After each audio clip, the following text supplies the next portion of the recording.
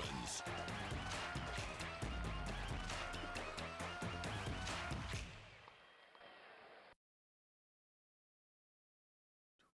Hello, everybody. I'm Mike Edwards, the Greenfield Gunner, and I'm here at the Bluetick Tavern in downtown Maryville, along with Blount County Sports Hall of Famer Donnie Moore and longtime sports writer Marcus Fitzsimmons. Tennessee and Vanderbilt set to do battle in Nashville. College football playoff berth on the line, along with state bragging rights. And we're going to the whistle blows. And now let's set today's lineup card. Donnie Moore will fill in us on the latest high school football playoff news, and we'll follow up with the latest national sports stories. Marcus Fitzsimmons will be on board to update us on what's happening in local high school sports. Alcoa girls basketball will be on the agenda.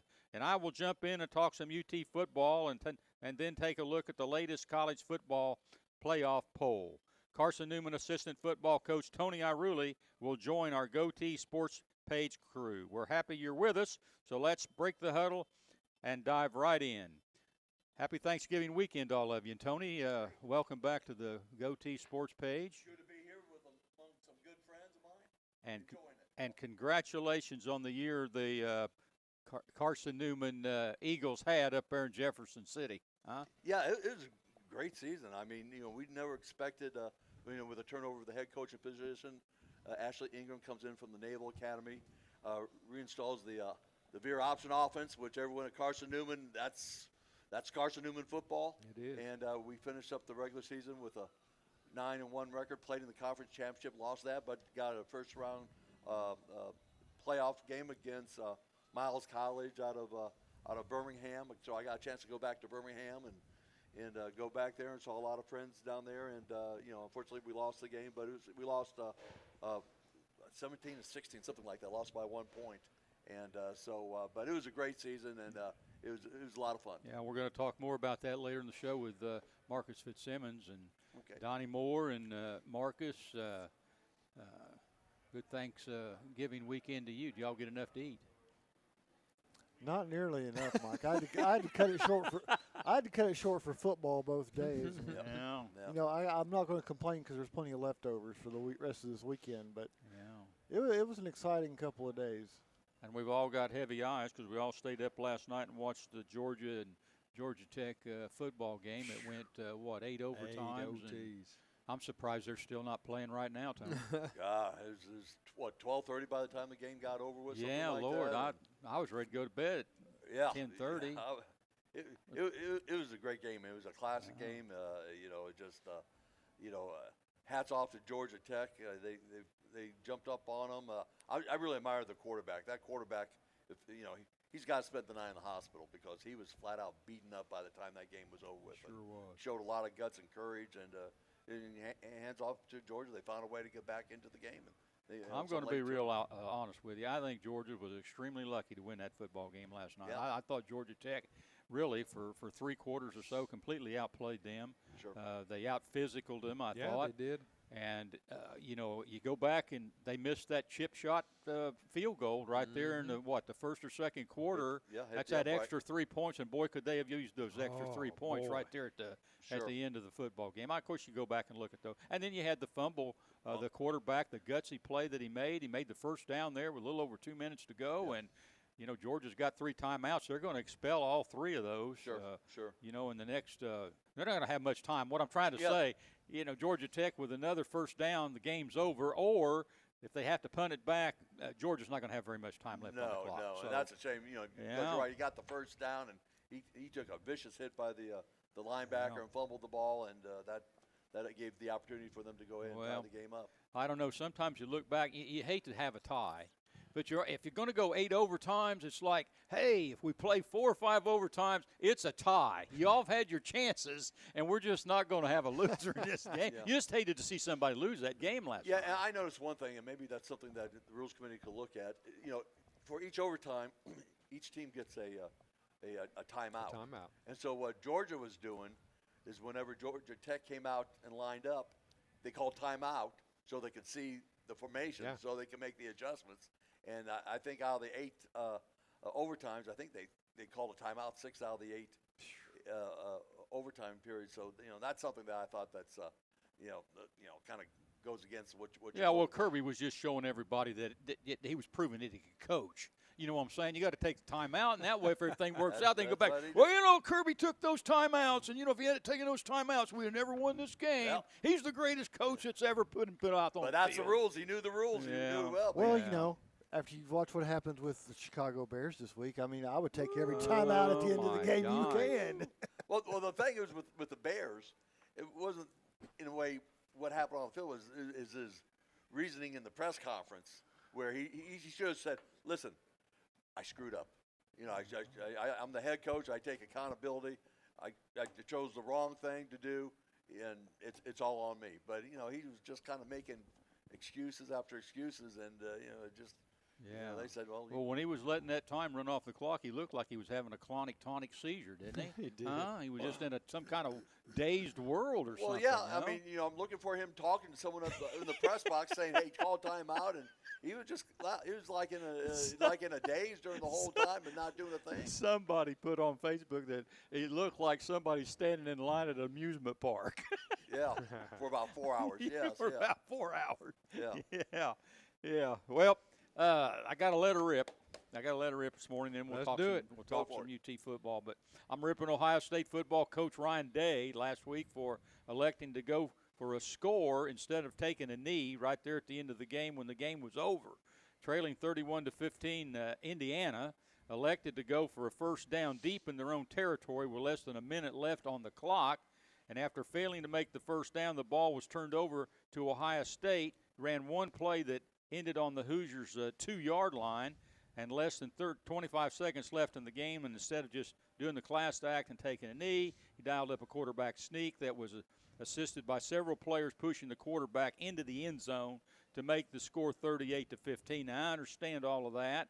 I understand it's up to the defense to stop the offense. But Coach Iruli, Indiana gave them 14 points. You know, they had a muff punt where the punter dropped the ball, and then they had a punt return for a touchdown. They gave him 14 points. It seems to me like the least he could have done was to take a knee and say thank you for the 14 points and get out of there. But that's just me talking. You know, those things sometimes come back to haunt you, huh? Yeah, and you know, I thought, the class thing to do was to take a knee. But what they're saying is scoring 38 points in a potential biggest game of the Big Ten season right there. You know, he's looking at the final score more than anything else. Yeah. But I thought, obviously, the class thing to do was take a knee. But, you know, class things are hard to find sometimes. Yeah. If that was a couple of SEC teams involved in that, Marcus, and somebody didn't take a knee, would there be any ramifications from that? Well, it wouldn't have been Tennessee. Oh, no, yeah. I'll tell you that much. It wouldn't have – no. But I think to a degree – the CFP committee has kind of left this ambiguity as to what they value. Do they value style points? Do they value a loss later over a loss in August? I mean, there's a lot of guessing going on with the coaches as to what they need to do to try to get in and make their statement. So I don't know that Ohio State needed to make their case, but, you know, maybe somebody with the NIL had said, you know, we need to win by 3 touchdowns for us to be happy. Well, I guess. I guess. Yeah, and that was the explanation that was given. You know, we needed some style points. We need to put more points on the board. I understand all of that, but the final score was what, 38-16? Yeah, I mean, Indiana stunk it up. I'm not going to make any bones for them. But you take away the 14 points that they gave them, and you got a decent game, even though they didn't play very well. So. We'll see what happens today. You know, Ohio State's a 19.5-point favorite against Michigan. Michigan's beaten them three years in a row, and this is not a bad Michigan football team. And the thing that could make this game a little bit more interesting, Tony, is Michigan can't pass. They're a running football team, and when you run the ball, you know what happens with that clock? It runs. When you run the ball, the clock's running. And that's sort of what happened last night in that football game with Georgia Tech and Georgia. Yeah. Georgia Tech was trying to play ball control, and, boy, for about 3 quarters, that's exactly what they did. And Michigan being a running football team, I don't know, 19.5 points is a pretty big spread in my opinion. Yeah, and especially when in the time of the year this game's being played in late November, early December games. It's usually the teams that run the ball find a lot of success. Yeah. Hey, let's move on here. This past week, former UT head football coach Bill Battle passed away at the age of 82. He was a 3-year starter for Alabama under Bear Bryant and played on Bear Bryant's first national championship team at Alabama in 1961. He was assistant coach at Oklahoma under the great Bud Wilkerson, and was assistant coach at Army for a year or two, and then he came to Tennessee and was an assistant coach for 4 years under Doug Duckey, and then took over and was one of the youngest coaches in the 28 years old. Yeah, wow. in the United States when he took over. He was 59-22-2 at Tennessee, won 4 out of 5 bowl games, and then after his years at Tennessee, he went on into the business field and was involved in the collegiate licensing, and we know where all of that went as far as what it did for the university and what it did for broke a lot of Battle. ground. Yeah, but Tony, I guess first of all, I was over there when Coach Battle was over there, and I always thought he was a class act. Yeah. I mean, the way he dressed, the way he handled himself, he always was well poised, and you know, he took a lot of I guess the best word was crap. You know, I mean, he would have these 8 and 4, or you know, I guess he didn't play 12 games back here, maybe 10 or 11 games, but he'd win 3/4 of his games, or more at times, and then it wasn't good enough. No. You know, and they ended up.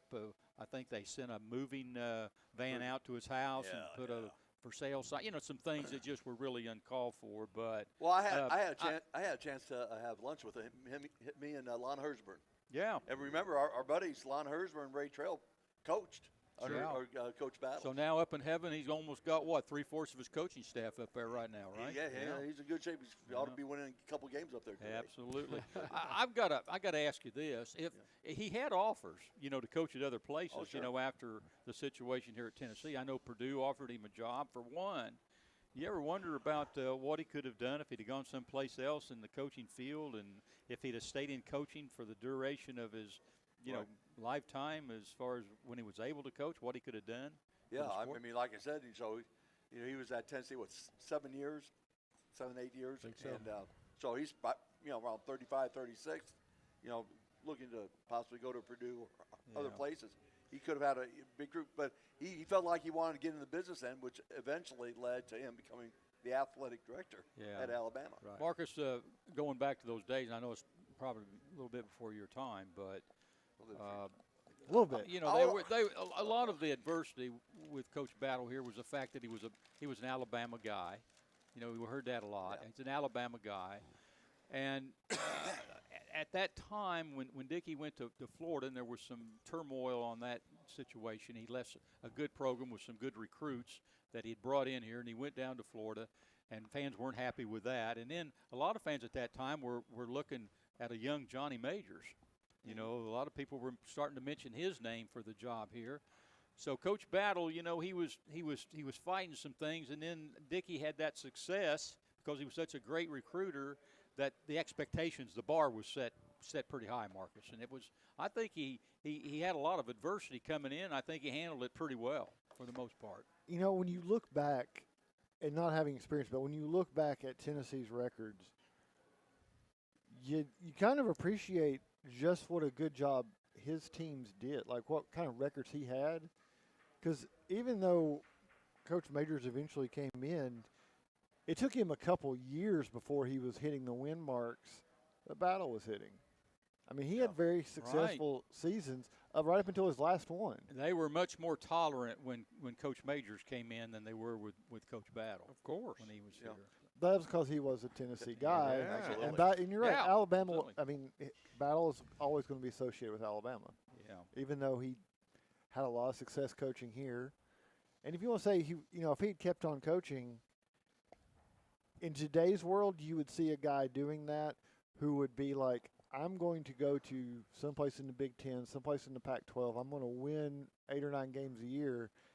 And when Coach Bryant retires, I'm going to be at the top of that list. And there was some talk about that, too. Mm-hmm. There was some talk about that. Tony, he did end up spending some time down at Alabama as the athletic director. Right. And he was the athletic director when Coach Saban won one of his national championships down there, I believe. Right. And like I said, I think that obviously him, after he left Tennessee, going into the business world of, developing financial gains and into licensing and all that. I think that just opened the door for him to eventually become the athletic director at Alabama, which he had a lot of great success, not only in the football team, but the other sports as well. Yeah. And just a well thought of guy, and you just can't think of really anything very negative about the guy. Maybe being too nice a guy, but if that's a negative, But you think bring about it on. what we take for granted now, but he's a large reason why there is a specific UT orange that is patented as Tennessee orange with a certain dye color. Right. He's the reason that when you were bringing home a UT mug at the bookstore for $20 in the 80s, it had a trademark at the bottom of it, and you bought it. Tennessee was getting a commission off of it. Yeah. All that stuff. A large part of that he brought into college athletics. Hey, listen, there wasn't a lot of orange at that stadium over there back when I first came here in 1969. A lot of people wore ties. Yeah, they dress up to go to games. Students, they wear coats and ties to the football games. Very formal. Yeah, you saw some orange up there. There was some orange, but not like it is now. Wow. Not nearly like it is now. Hey, UT basketball. They're 7-0. They're rolling. Ranked 7th in the country.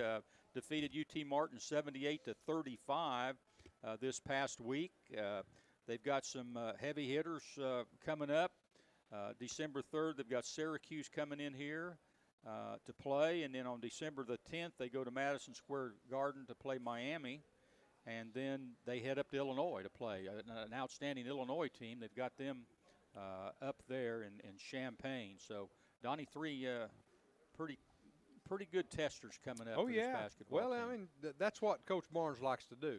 He likes to play tough games early in the season. Yeah, and build up that resume a little bit. Yeah. I don't think their schedule's quite as tough as it has been in the past, Probably with the not. ranked teams and so forth and so on. But still, they've got a lot of name teams in there Sure that they people are familiar with. Yeah, exactly. They've lost sophomore center J.P. Estrella. Yeah. Marcus looks like for the year. Yep. How's that going to affect them going down? It's going to hurt depth-wise. depth-wise, especially on that rotation. But you've gotten so much from the transfer portal that, theoretically you could be good, but you're going to need some of those other guys to develop a little bit faster because you're going to have a hole you weren't expecting there. Yeah. Lady Vols, they're 5-0. So between the men and the women over there, they're 12-0. Yeah. Nobody's Not a bad start. Not a bad start for both of them. Lady Vols 102 over Western Carolina 50 last week, and they've got a couple of solid games coming up with Florida State at home on December the 4th, and then they go to Brooklyn, New York to play an outstanding Iowa team. And I believe that Iowa team's undefeated at the present time, I believe. So a couple good tests for them. Indeed. I'm going to go ahead and say invest in the Lady Vols. You're calling it now, huh? I'm not totally sold yet, but I'm definitely leaning that way, where I would put a nibble in the water if I was investing, because watching that offense, it feels like it's getting the most out of that roster of what's there, what she can play with. They're buying into her style. I'm not sure they're not going to beat some people they shouldn't with this. Yeah. It feels like Josh Heupel's arrival a little bit right now. And well, I hope you're right. And it might be 3 or 4 years, and they might be playing a different kind of ball 3 or 4 years. I'm going to hold off until they play these next two games. I'm going to see how they play the next two against Florida State and Iowa, because they've had a pretty much cupcake schedule up to this point. And I think most, in my opinion, just about anything should be a working against some of these teams they've been playing. But I felt that way until Middle Tennessee. Yeah. The win over Middle Tennessee impressed me, because you know what? That was something the last coach never did. Yeah. She went 0-3 against them. Hey, last week we talked a little bit about the college football playoffs and how big a week it was going to be, Tony, on this show. We went down all the different games and all the different scenarios, and we thought we had it all figured out. Yeah, so tell me, how do you feel about it? And I'm telling you right now, just let me know. we expected maybe some chaos, but we didn't expect as much chaos that actually took place last Saturday. Turned out to be bigger than we thought it was. Yeah, we underestimated that a little bit. We did indeed. I think everything checked off on the worst case scenario. All those boxes got checked. Unbelievable. Yeah. Sure did. Unbelievable. It was just, we talked about, in the long run, everything's worked out in the past. You end up with, your 2 top teams or your 4 top teams. And then we thought, you got 12 this time. Well, it'll all work out. But, I don't know whether we were all believing that. But it is starting to shape up in the direction of maybe working out. But there's still some opportunities today for some more chaos. Got a little bit more. I think last week one of the big ones was Alabama losing over at Oklahoma. Yeah. Got kind of they threw up 3 points. Yeah, that was good of them. 3 points. They went out there for 3 points. Long road trip for that. Yeah. It was just that to me that was the most surprising of the whole weekend. And you had Ole Miss. Boy, wasn't it set up for them? You beat Florida. You got Mississippi State at home. You got 10-2. You're done. You just sit back and watch everybody. You're in. Yeah. You're in. And then you had Alabama. You beat Oklahoma. You got Auburn at home. Oh, it looks like things are looking good. Looks like we're in. And both of them now are outside looking in for sure. And then Texas A&M, they decided not to be outdone by Ole Miss and Alabama, so they went down to Auburn and said, "Well, we'll just go ahead and lose too. we'll make it a family affair." So they went down there and they lost to Auburn, but they still have a path. They got a path. They got a path where I don't think Ole Miss and Alabama. I don't know. I don't see. Is the A&M game? Is that home or is that? Yeah, they're playing down in College Station. Huh? With a chance to play in the SEC championship game and then go on, maybe. Now, no one got hurt burning down the big scaffoldings the night before during their pep rally, so that's good. And then BYU said, well, heck, we'll just go out to Arizona State and make this an all-day affair, and they got beat. And then we're talking about Colorado having their path to the Big 12 championship game, maybe controlling their own destiny. And what did they do? They lost. They went out and they lost. Laid an egg. Yeah. It was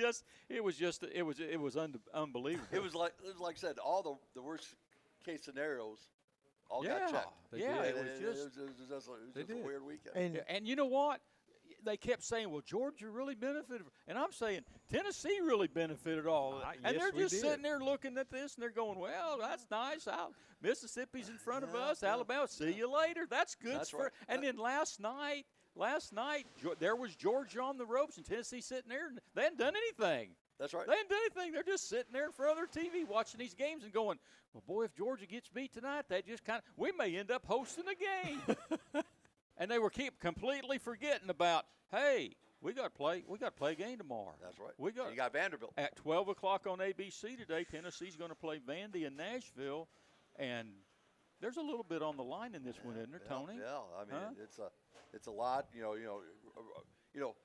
How serious is Tennessee going to take Vanderbilt?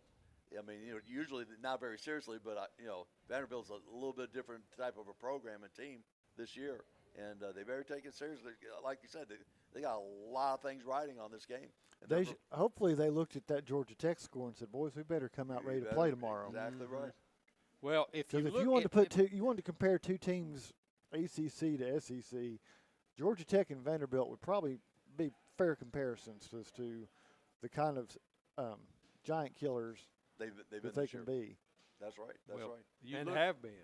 You look at Vanderbilt. They lost to Missouri on the road, 30-27 in 2 overtimes, and led that game practically the whole way. They lost to Texas, 27-24 at home. They lost to LSU, 24-17 down there at LSU in a night game down there. Which is and I know LSU's struggling a little bit, but still, that's a hard place to go. Absolutely. You lose by one score down there. The only hiccup they've had, really, in the Southeastern Conference scheduling was to South Carolina, where they lost 28-7. Correct. At home. Correct. At home. That's the only hiccup they've had. But this is not the Vanderbilt team that Tennessee can go in there and say, well, we beat them 35-7. We've beaten them 56-6 and so forth. That's not the type of Vanderbilt team that they're looking at today, is it, Tony? No, this is the Vanderbilt that beat Alabama. Yes. All right, and and if it's risen, and it got a quarterback who's probably if I was going to vote, he the SEC Player of the Year, the way he he's carried that whole team on his shoulders. Yeah. And so he's been the difference maker. And yeah, and they're petitioning for him to get a 9th year of eligibility to play again. Hey, he's probably going to make more money staying in college, all right, than he would making the transition to the pros, to the NFL. So, yeah, I try to get another year or two over there. Yeah. Well, the Commodores are already bowl eligible. They were bowl eligible some time ago. They're 6-5. In these games they've lost, I guess the best way you could sum it up is they've played just well enough to lose. You know, when you lose that close, you just played well enough to lose. So can they get over that hump? Now, I'm going to put this to the test for you. I'll start with you, Tony. Is this the day that Tennessee kicks Vandy's butt? Game close for the Vols, but they win? Or the game's won on a field goal by the Vols? I think it's going to be a game close, but the Vols will win. I mean, I think it'll be a tough battle between both teams. So you don't think those 56 points against UTEP last week is going to carry over against Vanderbilt? I think it might be maybe about 7 to 10 point game when it comes down to it. Marcus? What do you think? You know, I want to say it's close, but I just have this feeling that Tennessee can do what Texas and Alabama did not, which was stop Alabama on stop Vanderbilt on 3rd down. And that's how Vanderbilt beats you, is with those long drives. I just feel Tennessee's going to be able to do what those two couldn't, and this could get out of hand on Vanderbilt real quick. Yeah, if you look at these scores, you can see kind of that ball control in there. Missouri got 30 points in 2 overtimes. You know, Missouri, but 30 in 2 overtime for a Missouri team, that's not really all that many points. And then Texas got 27, that's in the 20s. South Carolina got 28. LSU got 24. So there hadn't been any big scores run up in any of those games for the most part, has there, Donnie Moore? No, there have not. And, Vandy doesn't have a great defense, especially to the run. And it's got a 3rd down defense. Well, that's true. It's good at stopping you on 3rd down and making 1 play out of 4. Yeah. But Tony, I don't think that's going to cut it against the Vols. Tony, I've written some things down here, and then I'll get your comments on what Vandy needs to do to win the game. And I've got control the ball and the clock, keep UT defense off the field, be successful in the red zone, need touchdowns, not field goals. Don't turn the ball over. Need a big game out of their quarterback, Diego Pavia. Yep. Special teams, give Tennessee the long field, make them go a long way, and create some turnovers. And if I had to circle any of those, I'd say control the ball and the clock. I was going to say that's probably to me the number one thing. Control, because again, Tennessee likes playing the up-tempo type of offense, and the longer that Vandy has the ball, it keeps their defense off the field for them to recover before the next series, and they keep control of the game. Yeah. And Tennessee, what do they need to do to win? Well, first of all, I think they need to eliminate Marcus the crucial penalties. They've got a lot of crucial penalties this year at inopportune times. Get off to a great start. Make Vandy play from behind. You know, go up a couple of touchdowns, make them panic a little bit, try to get out of their game, and hand the ball off to Dylan Sampson for sure. Receivers need to hang on to the football. They need to hang on to the football and make some big plays offensively and protect Nico. Protect him. I think depending on how Tennessee plays with the weather, and I say that because it's going to be around freezing, maybe a little bit higher in Nashville. It's going to be a cold football. It's going to be a hard football, something that Nico hasn't had a lot of experience with here at Tennessee. I think you kind of dial it back to get him comfortable and give him some short, easy throws. And I think you lean on Dylan because, let Sampson carry you because he's perfectly capable. You've got a line that can, if you just let him say, go, they can go. Yeah. I think they can, and I think they could do that and establish themselves early. I don't think you'll see as many UT penalties as we saw at Georgia. Hope not. Simply because it's going to be a home crowd in that stadium. Correct. Even though you're at Vanderbilt, Dudley Field's or Dudley Field's going to have like 10,000 less seats because of the construction, so it's only going to be like 30 or 40,000 people in there. And I would bet that at least half of them are going to be wearing orange. Yeah. Right. Real quick, and I know we have to get out of here, but real quick, Tennessee's a 10.5-point favorite. Last week, they covered at 56 points, and I took the Vols last week, and right up front here, I'm going to say I'm concerned about that 10.5 points. I'll take the 10.5 points. I'll take the 10. I don't think they cover on the 10.5. I don't think they'll cover the 10.5 today. What do you think, Tony? I think I think it's going to be anywhere from a 6 to 8 point game. So you don't think they'll cover either? No, I don't think so. What do you think, Donnie? You think they'll take that 56 points from UTEP, go down there and say, "Man, we got our offense now," and just load it up and blow Vandy out? I would take the points. I'm saying they're going to cover. I think. You think they'll cover? I think they will cover the 10.5. I think it's going to be a good game, a close game up until late, and maybe they'll pull away. And then they because the depth and quality of depth. Very good, very good. So we got a couple of people here, and Marcus, he didn't want to respond. He got out of here. Marcus has left the building. He's going to entertain our guests. He wasn't going to respond on that. He wasn't. Yeah, he's over there talking to his guests here. Hey, we'll take a timeout here. When we return, Donnie Moore will provide the high school football playoff scores from last night and other sports news from around the area. And veteran sports writer Marcus Fitzsimmons joins us for his feature, Mark It Down. You're listening to the GoTeez Sports Page, Blount County Sports Voice. And now stay tuned for the best in local sports. For over 90 years, Anderson Lumber Company in Alcoa has proudly served and supported our local communities.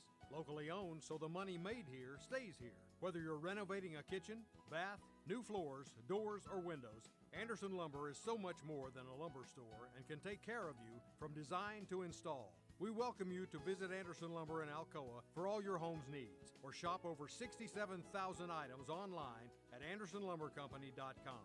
Anderson Lumber since 1925. Aubrey's is known for real comfort, real food, real good. But remember, Aubrey's is also really into Blount County. Aubrey's Maryville has been a strong supporter of local schools and sports programs for more than 15 years. From baseball to football, dance teams, and marching bands, Aubrey's has helped schools and youth programs generate thousands of dollars. It's easy for us to do because it's the right thing to do. So the next time you're looking to choose a place to eat, we hope you'll choose Aubrey's. Real comfort, real food, real good. See what's on the menu at aubreysrestaurants.com. Welcome back to the GoTeez Sports Page. Donnie Moore, we had a couple of high school football teams still in the playoffs, and we're down to one locally. That's right. And there was one. Yeah. And there was one. That's right. Alcoa is the only team left standing after the semifinal round of the TSSAA prep football playoffs. They're in Class 3A this year. They'll be in Class 4A next year. So, and I'll bet you any amount of money we'll be talking just like we're talking this morning. That's entirely possible. If the past has anything to do with it. Yep, and it does. Yeah. It's not just the past; it's the system. Yep.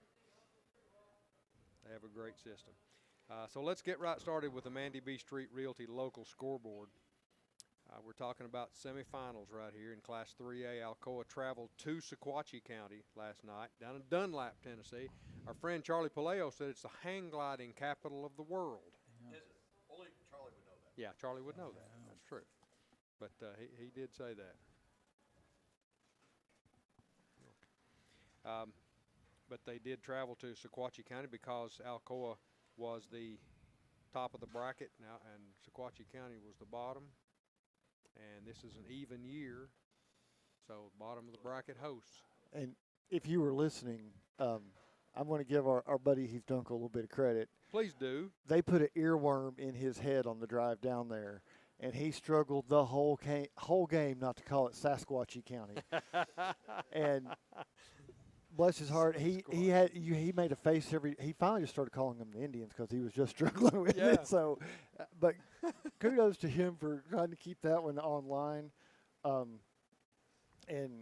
you know, these semifinals are always a little bit of an adventure, and Alcoa managed to get everything set up and did a great broadcast down there with a lot of people doing a lot of work down there to get their NFHS broadcast on. But I'll give you the stat of the game, Donnie. After I tell you the score. Go ahead and give him the score. 38-3, Alcoa last night. Okay, so Alcoa had two fumbles that kind of derailed two of the first 3 drives. But they scored. They never punted in the game. They scored or turned it over every time they had the ball. So, end of the night, Alcoa ran 43 plays for 434 yards, 10 yards a play. Good grief. Defensively, the Indians managed 152 yards on 47 plays, with 40 of those coming on 2 plays when early in the game when the quarterback got loose, and they hadn't really scouted that from them before, but their lead running back finished with under 10 yards of net offense on 13 carries. Speaking of quarterbacks getting loose, Eli Graff was amazing last night, as usual, wasn't he? As usual, and let's congratulate him because he was named he went from Mr. Football semifinalist to Mr. Football finalist That's right. on Tuesday night. Mm-hmm. He's going to be headed over to Titan Stadium the Monday after the state championship game, I believe, or Tuesday after the state championship game for the presentation of those awards. But, yeah, he accounted for almost 300 of those 434 yards. Ran for 2 and tossed for 2, is that right? Well, he ran more than that. He ran for 2 and he threw for 3. Threw for 3. Okay. He found Jameer Dean twice. Yeah, I knew he threw one was a Dean pretty too. pass to Dean. The other one, he found Dean on a little crossing pattern, and Dean did 30 yards worth of effort out sprinting everybody. He did a lot of that work.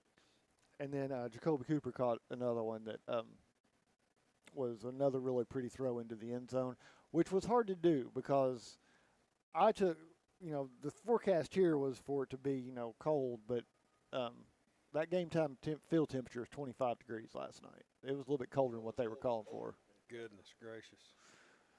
So it was not exactly pleasant out there, and they sold a lot of hot chocolate. Sure. And they were selling them out of Wendy's chili mugs. Don't Oh, ask really? me why they How'd were that doing happen? that.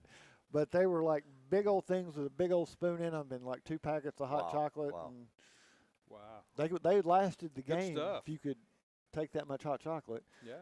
Yeah. Good stuff. Yeah, I went over to watch Alcoa practice this past week, and what always impresses me is the coaching staff, and just great guys, men I've known for a long time, so well coached. Same thing when I went over and visited Maryville's practice, and if you want to know the difference between them and a lot of different programs, is the quality of coaches, not including the head coach, but all the assistants that's over there.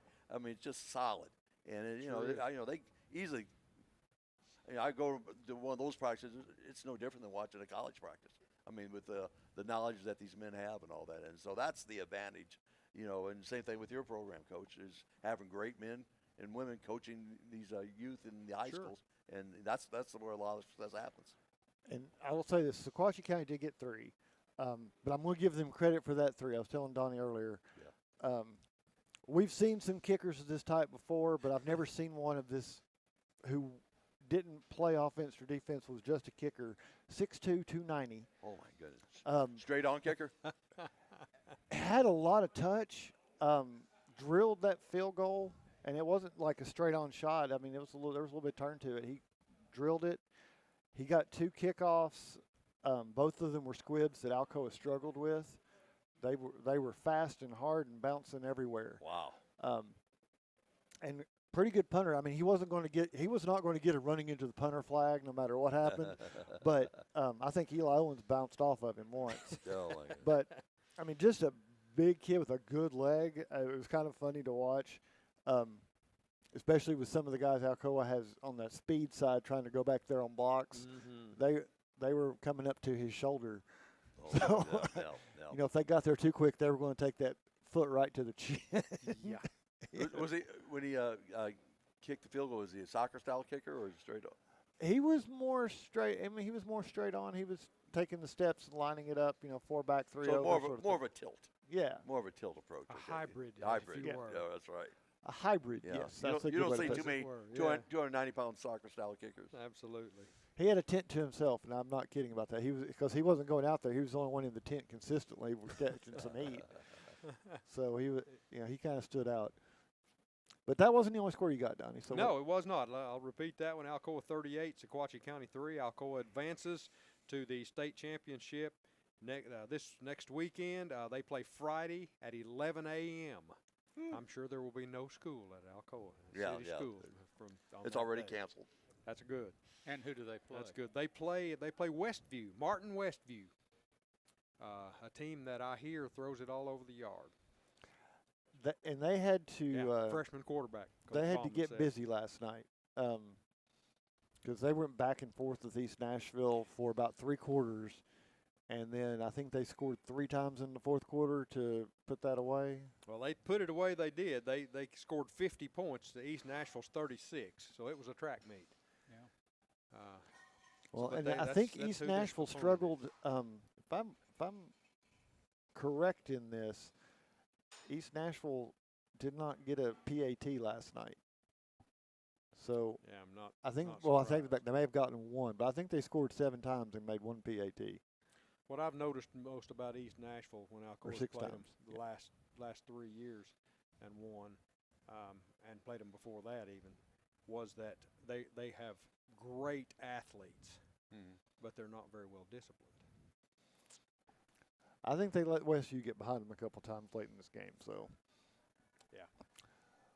Well, it should be a good like matchup. Westview is a team that looks to outscore somebody.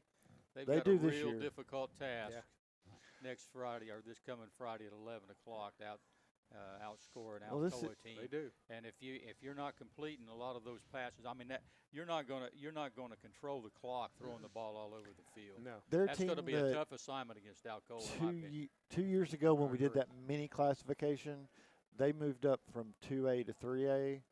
Because the last time you probably saw them was they were playing Hampton in the 2A championship game back in 21. So it's not like they have not been to the playoffs before or been to this far. It's just that they've moved up a classification and been adjusting to the larger classification.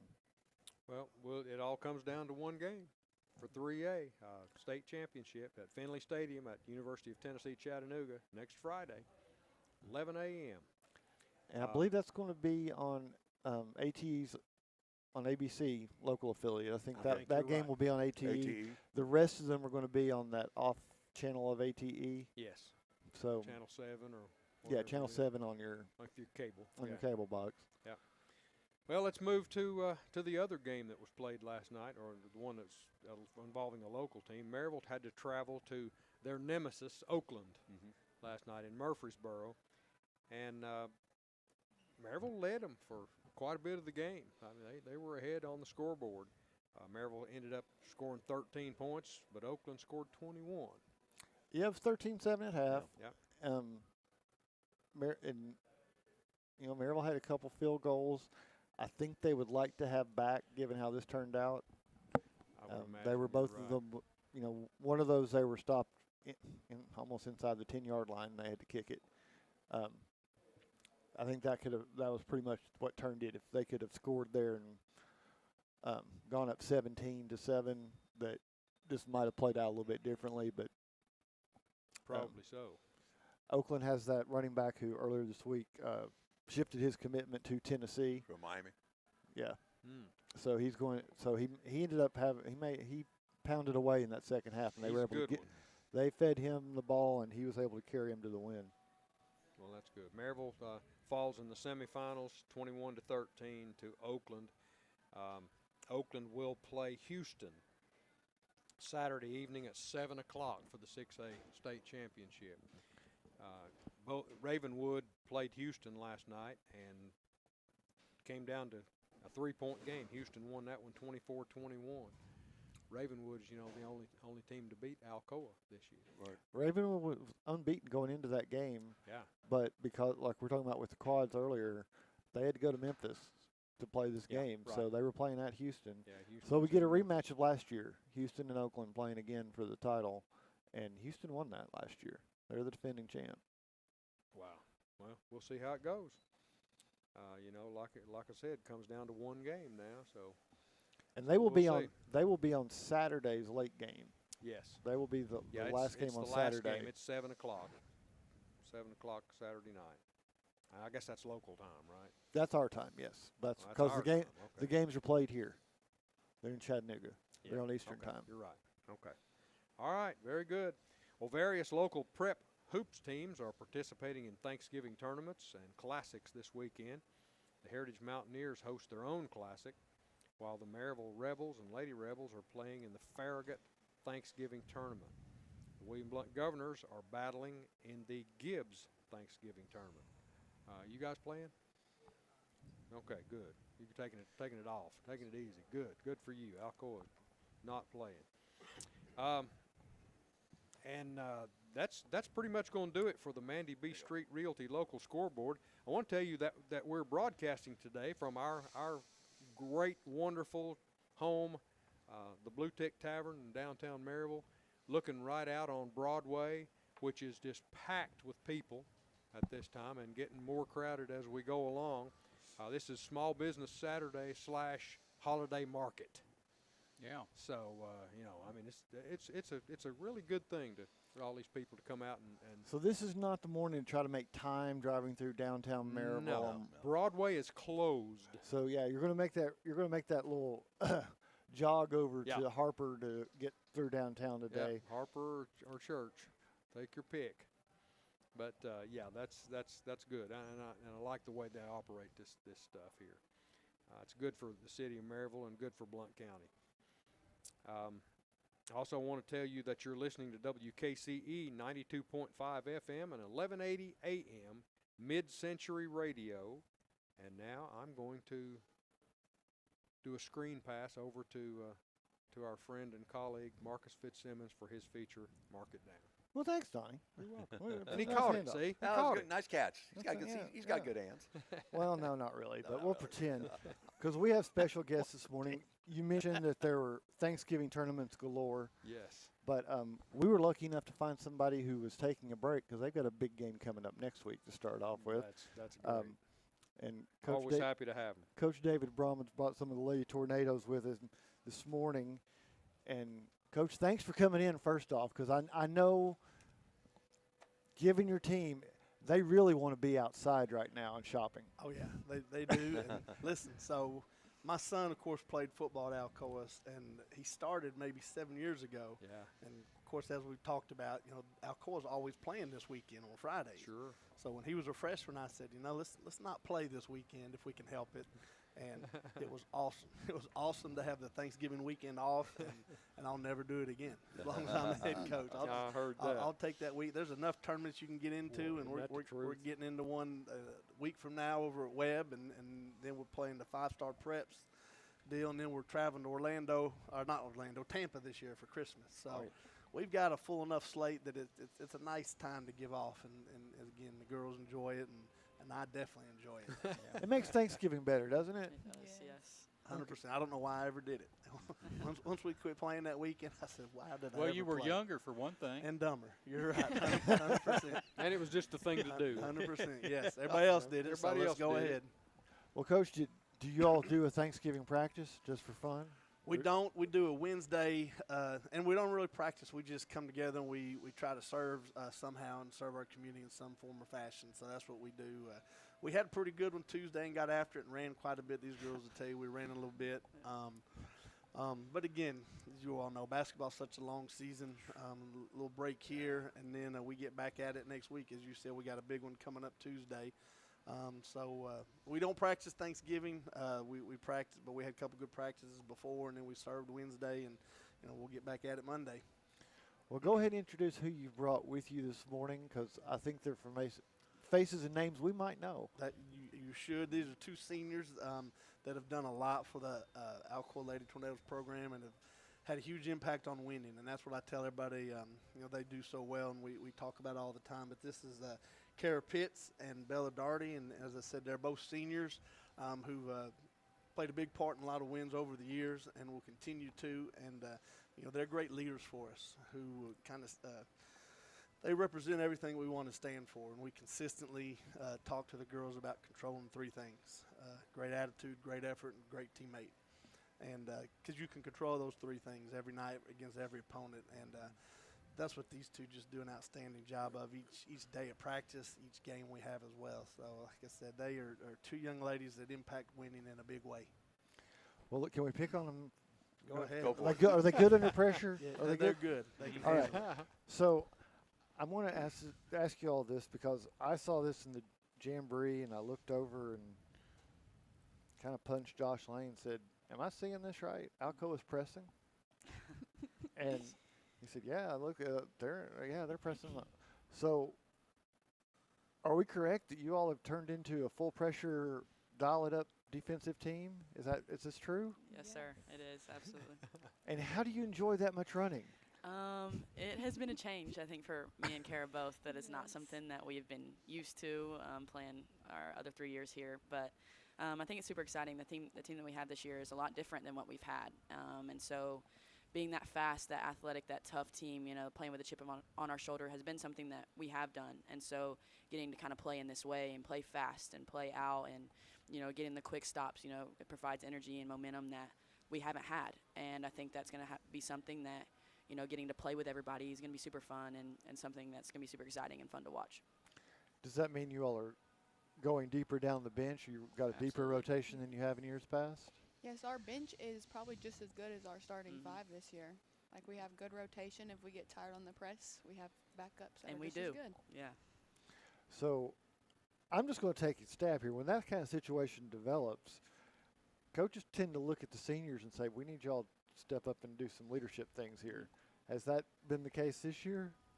Yeah, and I think both me and Kara have learned that leadership looks different in different ways. And so for us, sometimes that means, going to talk to people. Sometimes that means by action. Sometimes that means by having to take a little bit of, coaching that others wouldn't. And, that is something that both of us have done and continue to do. And even when it's hard, and we aren't perfect every day, but I think that we learn a lot and we have a lot of fun. We have a lot of fun with our team. And, at practice, during games, it's all about being energetic and having just a great time. So does it divide up? Somebody, one of the seniors is the enforcer, and the other one is the one you go cry to? She's definitely more vocal than me. I tend to be a little bit, but Kara does a better job about showing. I'm more of, I like to be loud. I like to be energetic. I like to be kind of the loud one in the room, the goofball. But Kara's more kind of locked in and focused and likes to, be kind of the leader of the group and helps me out a lot because sometimes I'm being a little too goofy and need to be riled back in. But we balance each other out. Coach, when you switch to that kind of style of play, where you're dialing up the press and the pressure a lot, teams that are good at that tend to be the ones who aren't bothered by getting it back. Is this team to that point yet where y'all can be efficient going the other way and not turning it up, giving it right back? We're working on that. It's still November, and first couple scrimmages we weren't very good at that at all. But we've been better since we started playing games, and definitely that's one reason some teams press is because very rarely will you see two teams consistently pressing each other for an entire game. But as they both said, we have some depth, and we feel like the best way to take advantage of that is to play pressure, and we've always prided ourselves. We've been pretty good pressuring people in the half court, and we've been really good at getting up on the ball handler and getting in the passing lane and defending, and we're continuing to do that. We're just extending it now. We're extending it now and taking advantage of the depth that we had and the fact that we can roll out 9-10 girls and not have any drop off and play with great energy for 32 minutes. I was talking to you after the jamboree, because you skipped the jamboree again Yes, for us. I did. Which Not my favorite. Not my favorite night. well, we'll give you one. We'll give you this one last pass. Well, that was it, because my excuse has been going to my daughter's games, and fortunately, that's the first thing I check. I get her schedule, and I'm like, do they play in the jamboree? Yes. So she's an 8th grader now, though, so she'll be at the high school next year, so I guess I'll be back at the jamboree next year. So, but when we're talking to you, you were talking about this group is a real mixture. Ages, experience, a whole lot of things. You just put it in the blender and let it go? I mean, or does Coach have a mad method to this? We're still figuring out as we go. As I said, it's a long season, and honestly, we've actually adjusted some of the things we were doing press-wise already. But yeah, we've got these two who've played a lot of basketball for us. We've got 3 juniors, Gwen Carroll, Hallie Bailey, and Maddie Stewart play a lot of basketball. And then we've got some young girls that are really coming on and we think will help us. J.C. Cox and Briley Flatt are sophomores, already had a big impact. Kara's sister Caitlin came out, played a great game first game, but her hamstrings hurt. And, getting her back in the mix will be our 10th one. They can help us. And we've got 2 freshmen that are really starting to come on and play, Ronique Gardner and Katie Bremer. And they both had great middle school careers, and they've kind of hit the ground running. So it's a good mix of youth and experience, and we're going to try to, again, good thing about basketball, it's a tournament sport, and we always play a tough schedule. So we play teams like Bearden and some of these teams that we play because we want to be good into February, and that's what we continue to talk about and strive out. And hopefully we'll figure it out by the time we get to February, and I think we will with the leadership we have from these two. So it's too early for us to mention that school up in the mountains, but we know that you know who they are. Oh, yeah. And you mentioned the tournament. So is this as much about bonding and finding identity before the district slate really gets busy? Is that what these holiday tournaments are for? 100%, and that we'll go down to Tampa. We'll have a good time. We'll travel together, and we got an Airbnb for the girls and our 2 assistant coaches to stay in, and my other assistant and myself will stay at a hotel separate. So they'll have a good time, and we'll have a good time. Hopefully win a few games, but just the bonding is important, and over the course of a long season, you got to be able to get along. And you don't always have to like each other, but love and respect each other. And we're very intentional about some of the team building stuff that we do throughout the season. And so we think that's has been a big part of success for our program. Is it fun to think ahead to the holiday tournament? Is that something y'all look forward to? Yes.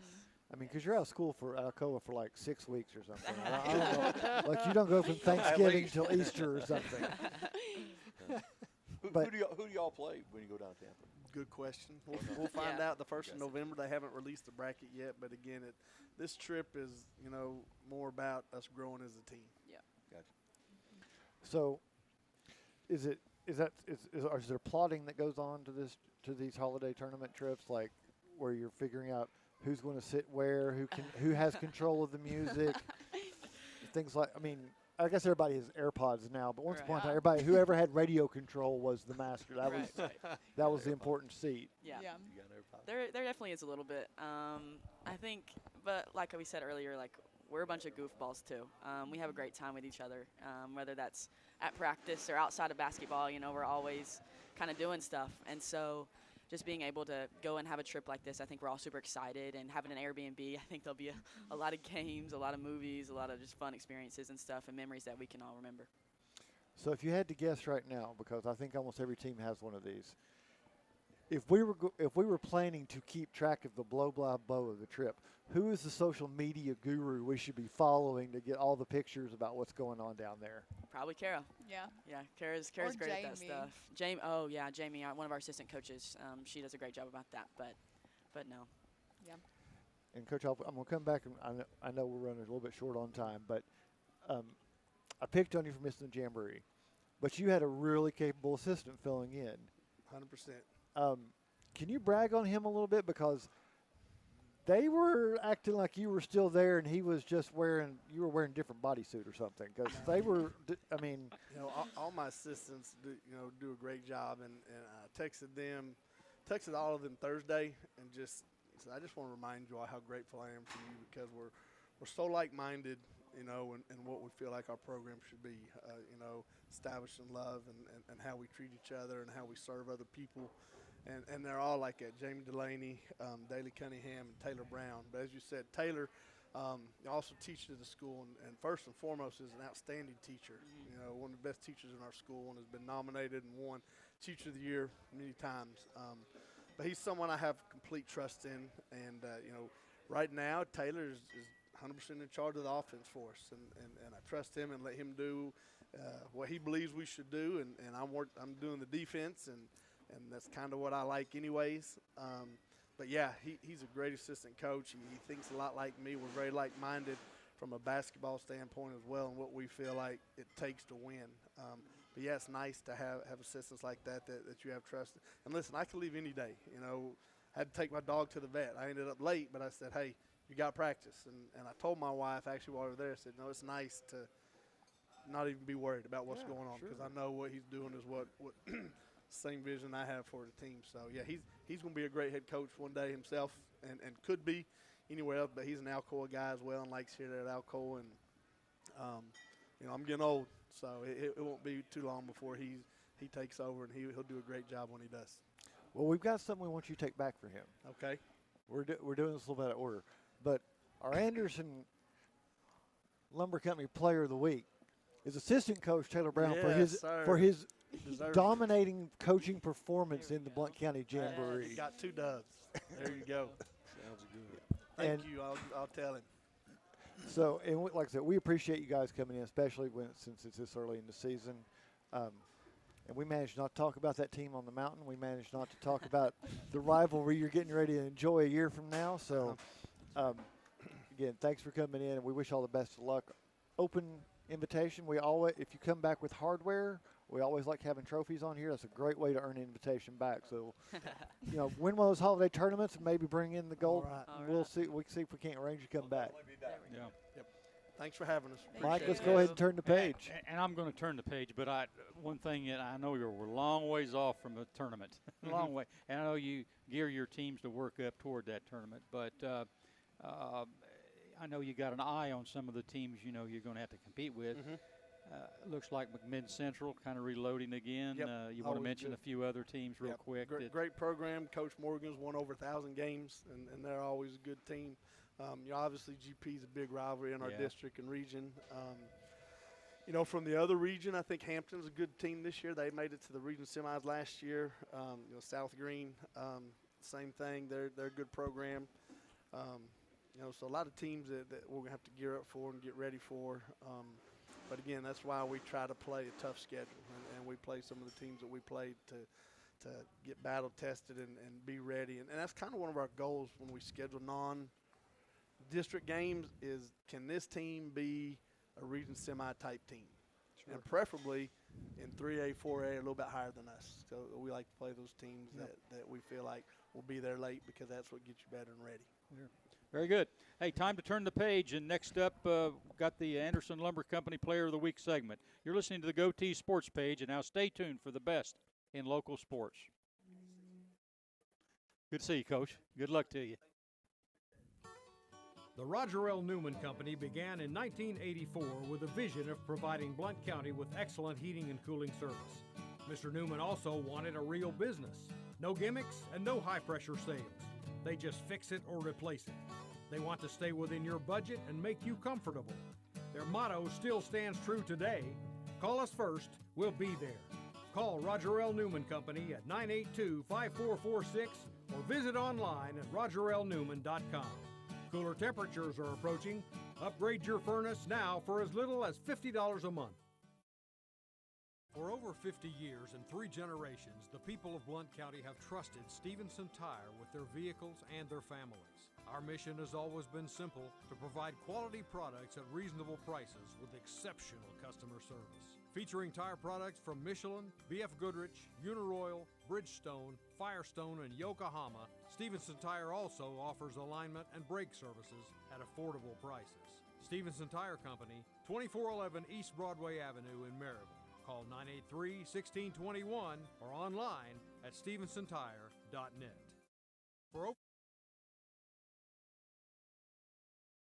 Welcome back to the Bluetick Tavern in downtown Maryville. This is Mike Edwards along with the rest of our broadcast crew, and now it's time for the GoTeez Sports Page Player of the Week segment featuring Daily Times senior reporter Marcus Fitzsimmons, sponsored by Anderson Lumber Company, where quality service is always a priority. Proudly serving Blount County for over 75 years.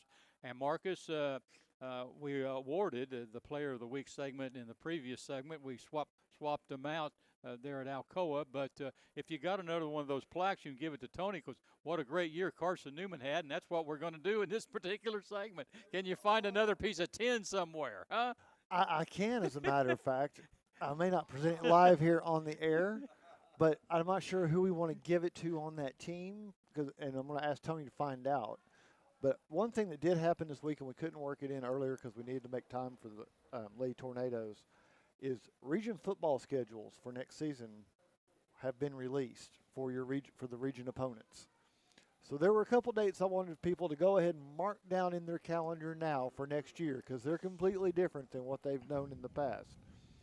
But for Alcoa and for Heritage, go ahead and mark down Friday, October 16th because that is the Alcoa, or Friday, October 17th. That is the Alcoa Heritage game, and it will be at Heritage.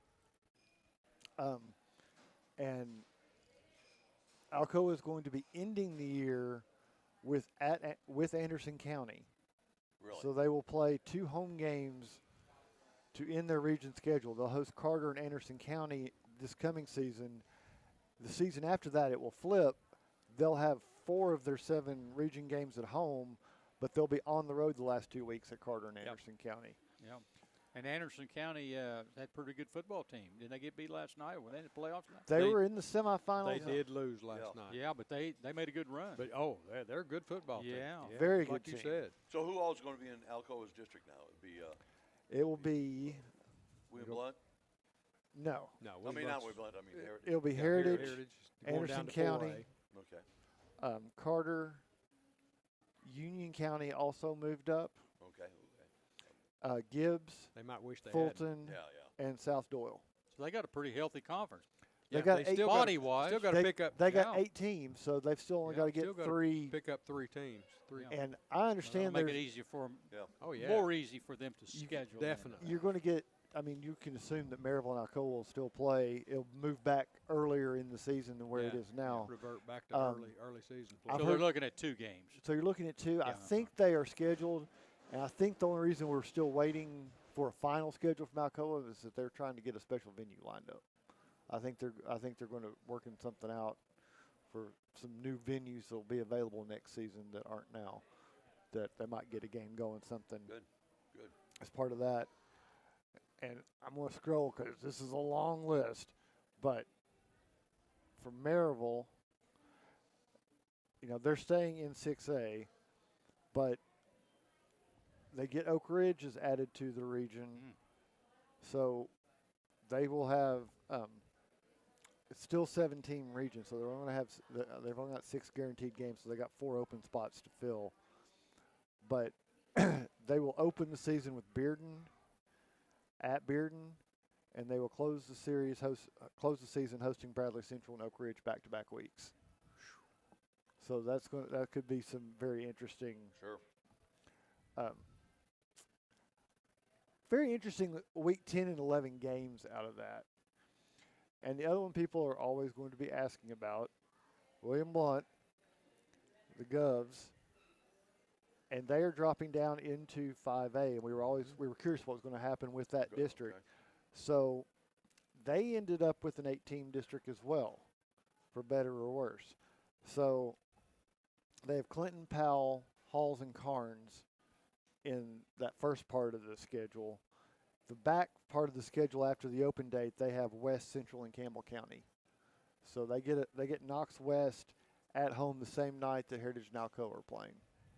So that's going to make for a great October 17th weekend. It there in really week is. 9. But they will have that same thing where they've got those 2 games at the end of the year. They're going to kind of alternate home and away. Like in 2025, like the West is their last home game. That'll be senior night unless they move it up. But in 2026, they'll finish off, and the rotation will come through, so they will have Central and Campbell County at home those last 2 weeks. So there's a kind of method to the madness. We'll see how this goes up. They've put down some pretty heavy rules.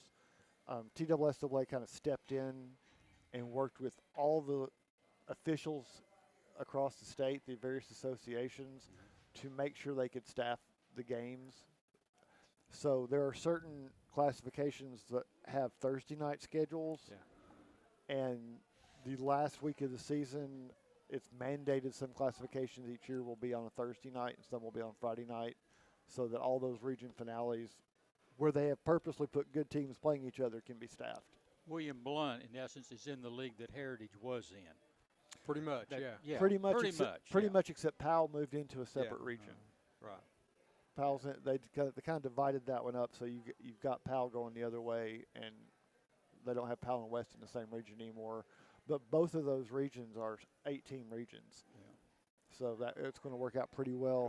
Good. It gets a little thin in some of the other classifications with 4 and 5 teams for some teams that don't impact us. But most of all of our teams are in 8-team regions, which is something we've had a lot of criticism about in 4. But to have 8 teams again and not have 5 and 6-team regions, especially helpful for Alcoa because they always had trouble scheduling because not very many teams in their district and no one wanted to play them. And for William Blount, that's going to cut down on some of their travel because they've had to travel up to Kingsport and Science Hill and so forth. Yeah, So you're right. yeah, I think Campbell County is their longest road game. That's not bad. No, that's an easy trip. You know what? I said that wrong. They did not split up Powell and West. They are still in the same region. I thought you said Powell in there. They are still in the same region. Yeah, that's two pretty good football teams. We right thought there. they were going to split them, and they did not, which was one of the actually the surprises. So they get Powell in the first half of the season and West in the second half of the season. So it will. The Governors will have a tough schedule. I mean, but it's not much different than playing Science Hill and Dobbins Bennett in the same.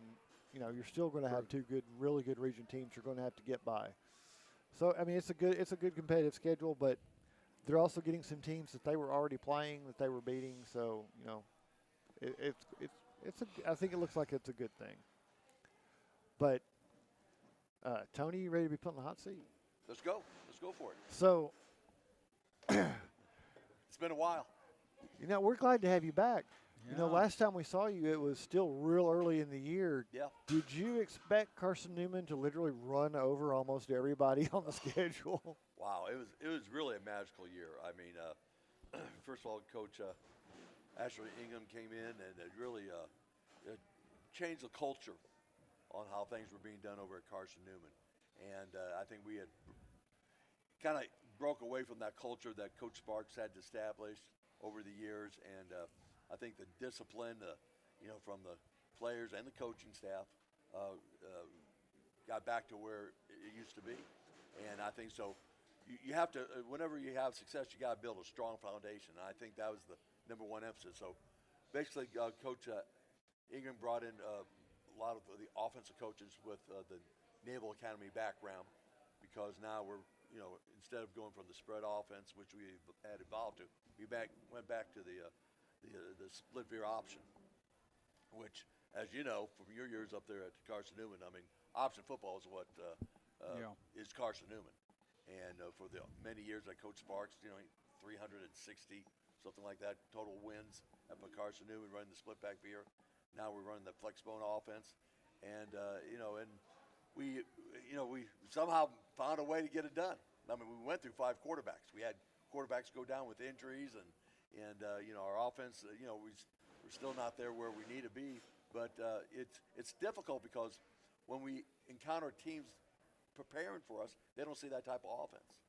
I mean, everything split is the spread offense, zone stretches, all that type of stuff, and so so they've got a couple days to prepare for the veer option, and it's tough to do, and so we had came off and had a couple of good wins. Then we had some magical victories. We had one game that we were down by 13 points. With 3.5 minutes left to go of the game, and we came back and won it, on the last play of the game. We've had a great overtime game against Wingate that our field goal kicker kicked a 47-yarder to win the game. And so we got it done. We made it happen.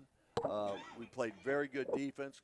Coach Larry Slade, who was the secondary coach for many years under Coach Fulmer, at Tennessee. This was his last year as our defensive coordinator. We were one of the top defenses in the country. Great defensive staff. Most of the defensive coaches was retained by Coach Ingram, and so we still have the same continuity of playing the defensive that we've done over the years, and so great success on it. And it was just really a fun year. We went through the season 9-0, lost our first game against Emory Henry, where we had 3 turnovers and we had a touchdown that we got called back on us that we had a guy jump off sides on, and but then we won the last game, and then we played Wingate in the finals for the championship. Lost to them. They're a very good team. But you all beat them during the regular season, yeah, right? we beat them in. Yeah, that was. It was like a 27-26 win over them. Right, that's the team that we won in overtime. Okay. At our place. Yeah. And we beat them by 3, and they're a very good team. Great defense. We had 2 great defenses going against each other. They beat us at their place by a couple touchdowns. Our offense didn't have a very strong game. Then we went down to Miles College, where we kind of thought we were going to win that game, but Miles, he just really had a very good defense as well. Our defense only gave up. We lost 14-13.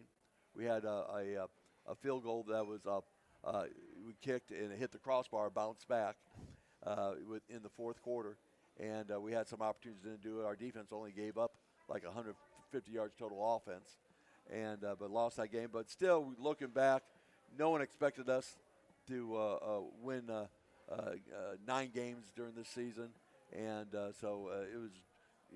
Because you all started, I won't say you were like a 4 or 5 pick in the conference preseason, right? Oh, probably even lower than that. Because the year before I think we were 5 and 6, but yeah, we were in the bottom half of the conference, and the conference is growing now. We've got 12 teams in the conference. It's got 2 divisions going on. My old rival from Maryville College, Emory Henry's in the conference, and they had a good team as well. Lenore Ryan made it to the play. We had 3 teams. They made it to the national playoffs, us, Wingate, and Lenore Ryan.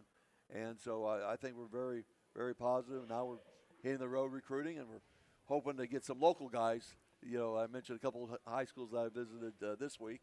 I've been reassigned to go back to recruiting the local schools. And so I'm excited about being able to recruit Maryville and Alcoa and William Blunt, Heritage in the local areas as well. So it's been a good year. So wow, you get your old stomping grounds to recruit. Yeah. So I bet that didn't make you mad, did it? No, I was happy about it. Instead of having to go to Mississippi all the time, going down to Florida and visit some of my former players who are now head coaches now. So Division II, how many teams got into the tournament? Is it 32 or is it 48? I want to say it's 30 teams make it to the playoffs, and you got first round byes. 7. I'll take that back. 28 teams. 28 teams, and so we had teams with first round bye. We were ended up as a 5th seed in our region, and Miles was the 4th seed. So we went down to Birmingham and played down there. But like I said, good things are going on over there. We just rebuilt our weight room right there. We could put 2 new turf on the field this year.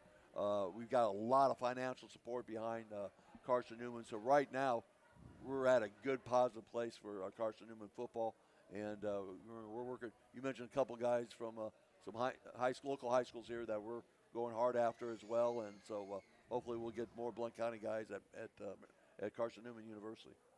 All right. So the reason I was asking because I'm going to give a little bit of love out because we haven't had a lot of time to mention them, but Maryville College won its first ever playoff game last Saturday.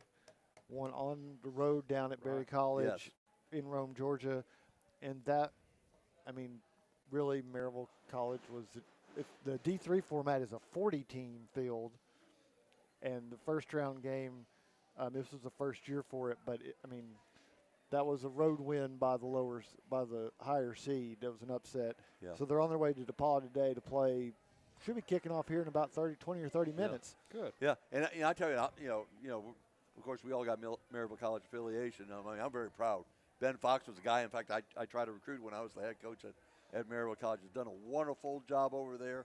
Now I will say this though, in defense of, they're obviously one of the greatest teams ever at Maryville College, but our 1978 team, we were 9-1 that season. The only team we lost to was Division II Evansville.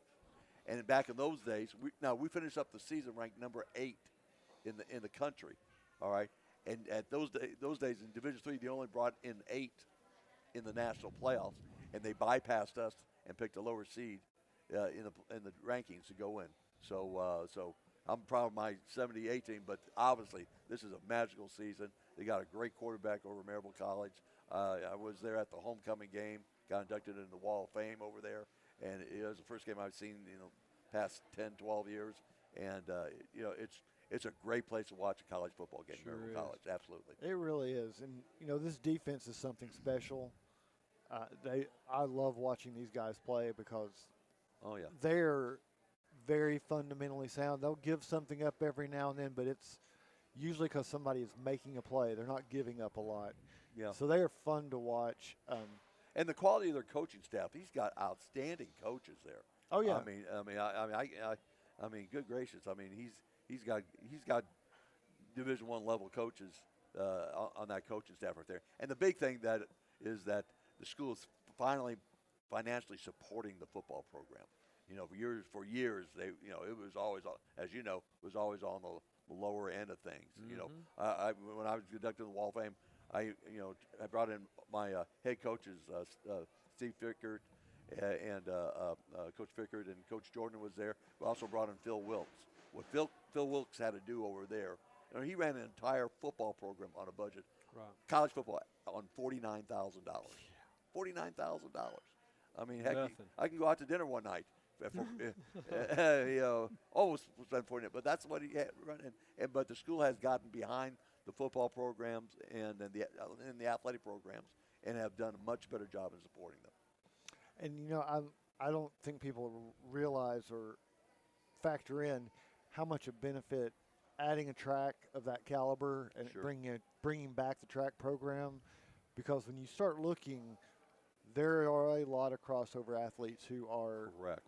for hurdlers that you have in the secondary. You've got running backs that are running the 400. I mean, there's some crossover that you might not get those guys if you don't have a quality track program that they can dual sport. Yeah, and that's what Yeah, you're attracts a lot of players, student athletes, go to the Division III schools because, for example, when I played, half the baseball team were former football players, and they had a track team and they had a wrestling team, and a lot of our football players were dual sport athletes, and that makes the attraction going to a Division III program that allows that openness to play several sports, to be something very positive. So I think the school's going in a very good direction right now. Well, Tony, we're glad you're here again. We hope we're going to keep seeing you and let you brag about Carson Newman through a little bit. Hey, it's always good to be around friends. Yeah. Before we get out of here, Carson Newman had the passing up there of a former athletic director, Dave Barger. Do you remember Yes, Dave? Did yes. you come across Dave? But he was up there when I was up there way back in the mid-'70s when I was assistant basketball coach up at Carson Newman for 3 years. And he had a lot to do with the growth of the athletic department there at Carson Newman. What a tremendous guy. I saw him 2 weeks before he passed away. He would always come to the baseball. He had Lou Gehrig's degree. All right. And so he would be in his wheelchair, and you could tell, his body physically was thinning out and all. But he'd always come up to me, and we'd talk football for 15 minutes or so before each game. What a quality man. And he was really the foundation of that athletic program. At the time you were there and all throughout the Ken Sparks. And it's a shame that he's passed away, but he's got great memories and such a well-respected man, and I'm getting choked up just talking about him right now. So I'm glad you were able to mention it. Hey, it's time for a break. When we return, it's the Boyd Sports Spotlight. You're listening to the sports page, and now stay tuned for the best in local sports. For 90 years, Anderson Lumber Company in Alcoa has proudly served and supported our local communities.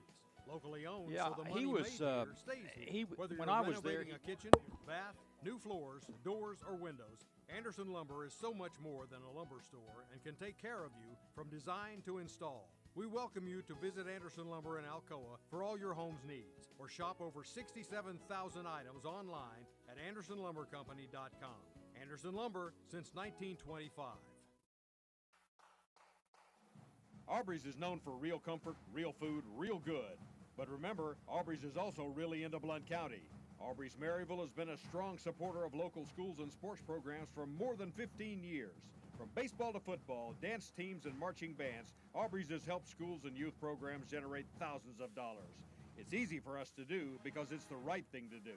So the next time you're looking to choose a place to eat, we hope you'll choose Aubrey's. Real comfort, real food, real good. See what's on the menu at aubreysrestaurants.com. Welcome back to the Bluetick Tavern in downtown Maryville. This is Mike Edwards, and it's time for the Boyd's Sports Spotlight segment. And first up will be Donnie Moore. Talk a little bit about some of the national sports news. Well, thank you. A lot going on over the Thanksgiving I'm weekend. telling you, Sure. yeah, you pick and choose what you bring to the fans here, listeners. Let's get right into the sports headlines of the week, brought to you as always by Fast Signs.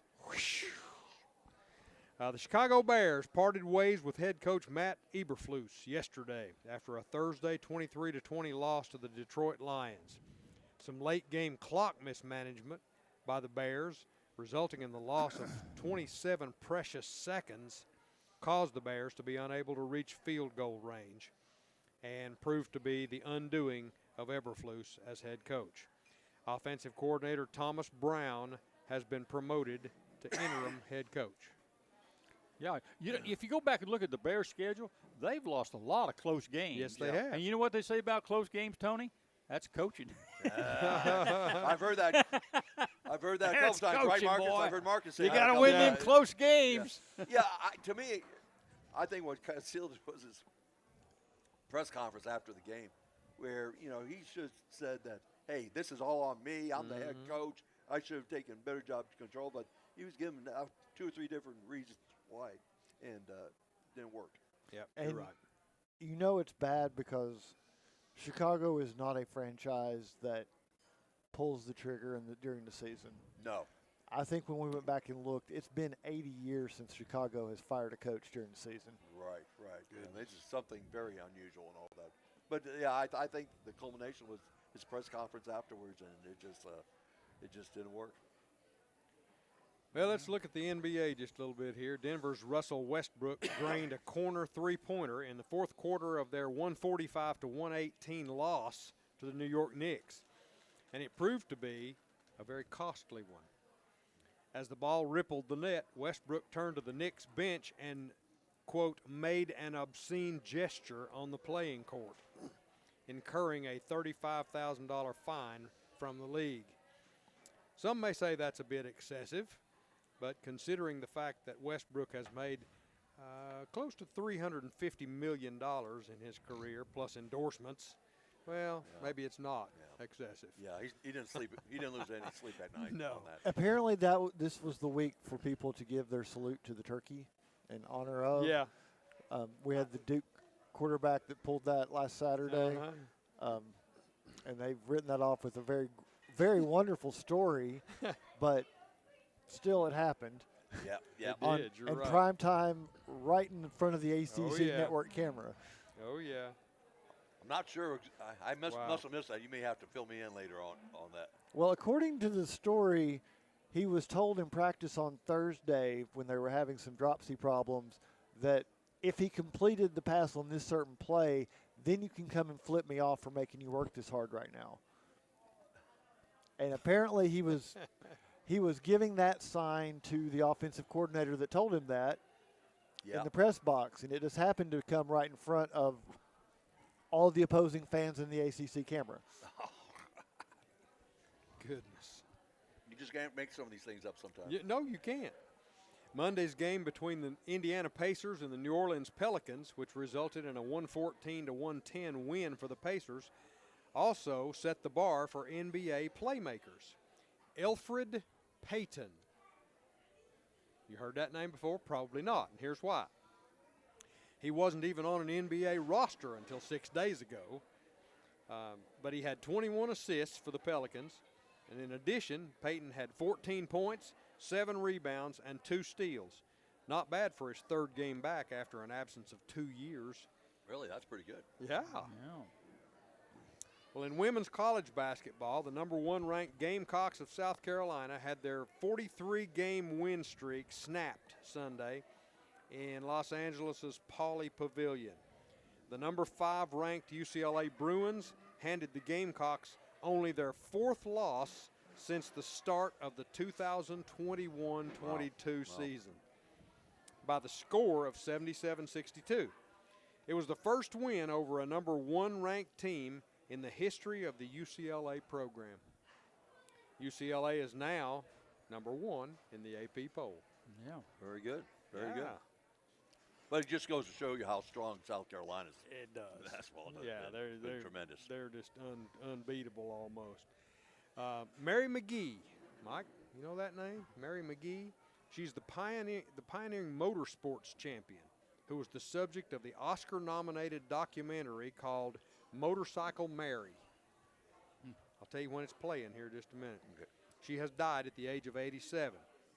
In 1975, McGee was the first person, male or female, to complete the Baja 500 off-road race in Mexico solo. No relief drivers. Really? Did it by herself. She was inducted into the AMA Motorcycle Hall of Fame in 2018. Motorcycle Mary, the documentary, was released on ESPN's YouTube channel on Thursday of this week. So that's where you can find it. Let's look at a few things that happened on this day in sports. November 30th, 1872. On this day, the first international soccer game happened. Scotland battles England to a scoreless draw in Glasgow. Wow. I missed that one. Yeah, I did too. 1948, baseball's Negro National League disbands. What year? 1948. Okay. 1956, Floyd Patterson becomes the youngest ever world heavyweight boxing champ. Patterson was, when he won the title, was 21 years, 10 months, 3 weeks, and 5 days old. Wow. Wow. Youngest ever.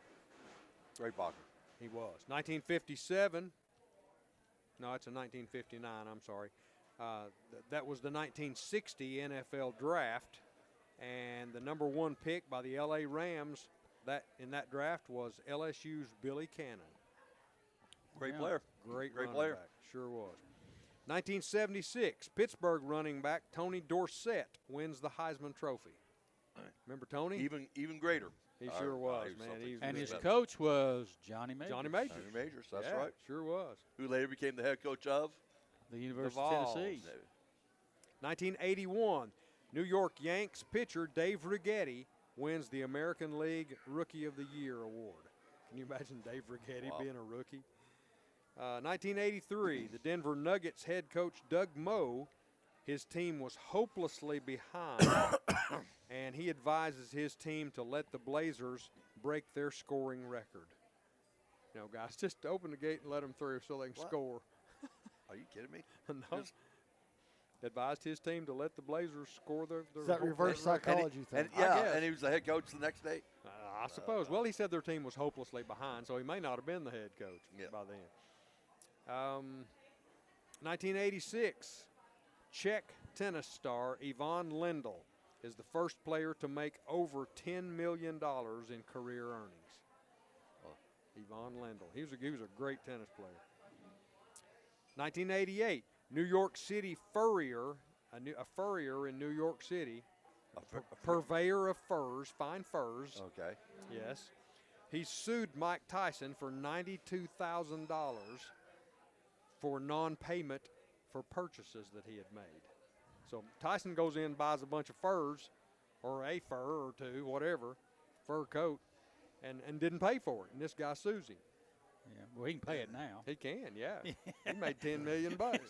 He can pay off some of those debts he owes now. What No, is he the made 20 interest years. rate on a 40-year-old lawsuit? That's a good question. 1993, the NFL announces the 30th franchise in the league. Anybody want to know? Anybody have a guess? 1993. That was the Jacksonville Jaguars. There you go. 1993.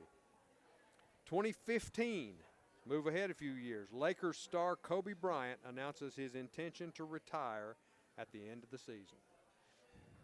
Still miss that guy. I do Very too. special. Very He special. sure was. Birthdays, couple of birthdays we got.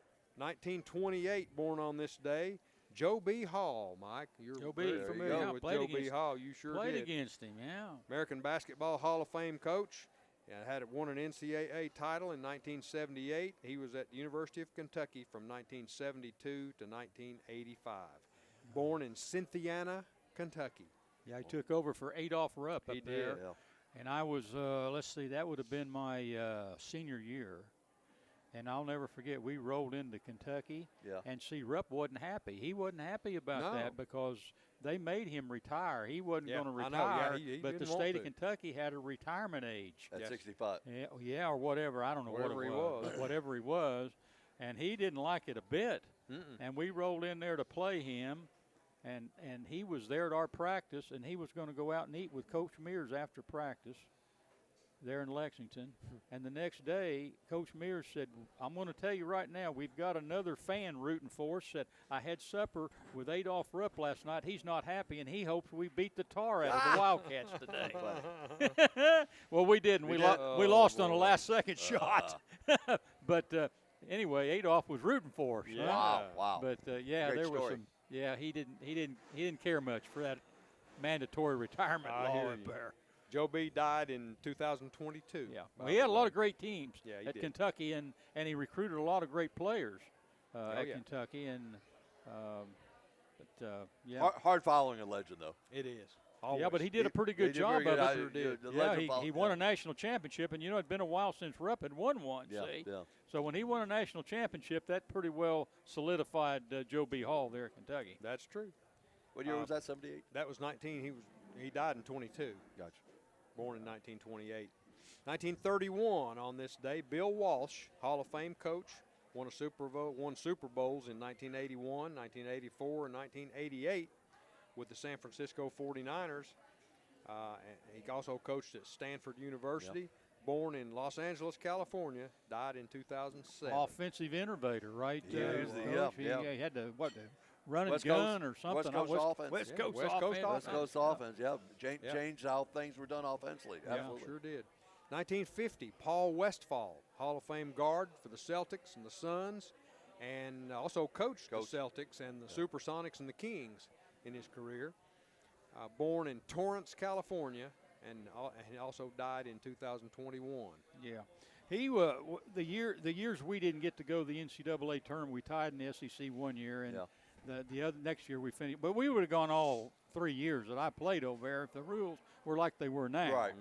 But Westfall was out there at Southern California, Yeah. and one of his, I don't either his junior or senior year, they went 23-2 and didn't get to go to the NCAA tournament. Both losses were to UCLA. Wow. And they didn't go to the tournament. And they didn't go. So you had to win your conference championship back then because they only took 24 teams back when I was playing. So did they have? So it's just all conference champions. All conference champions and maybe one you or know, two at couple, large. yeah, but not very many. So and if you didn't win your conference championship, you didn't go. Wow. Over in the ACC, they played all those games during the regular season.